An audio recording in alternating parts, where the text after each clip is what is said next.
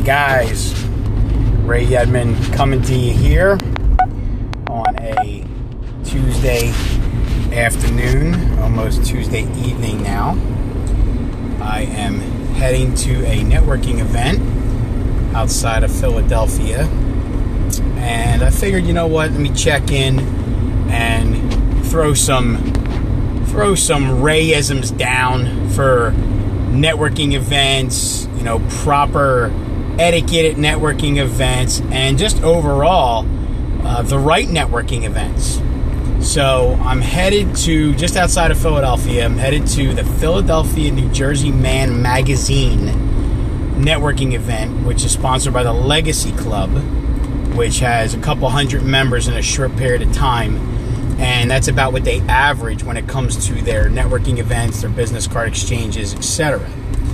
So if you've ever gone to a business card exchange, or if you've ever gone to a networking event and you're shaking hands, kissing babies, if your goal is to try to talk to, obviously 100 people, I mean, it's impossible, as we know, not only physically, but what you want to look for is to touch in terms of engagement of a conversation, where you build really good rapport, you build good chemistry, and you pretty much know that you've uncovered some initial synergy.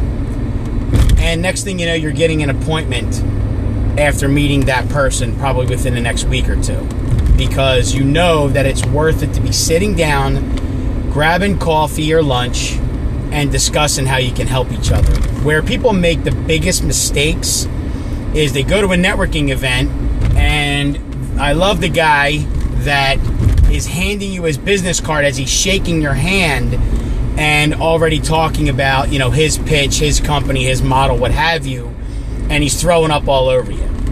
And he has no interest in listening to what you're saying or just anything for that matter, getting to know you. And that's breaking networking, event 101. So I implore you, if you're scared or haven't been to, obviously there's a ton of events I'm sure in your area you could go to. A lot of them are for free, but pick the right ones. Your local chamber, I mean, that's fantastic.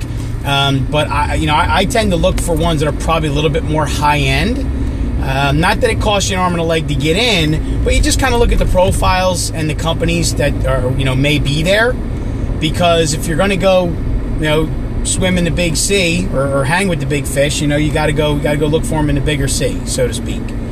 So take this for what it's worth, because I think there's definitely a method to the madness when it comes to networking events. So my goal tonight, there's probably going to be 200-300 people here. My goal tonight is very simple, and that is to engage in maybe 4 or 5 conversations, really good conversations, where I create sort of initial synergy and good rapport, and it makes sense coming out of it that both sides feel it necessary to get together and grab coffee or lunch or what have you.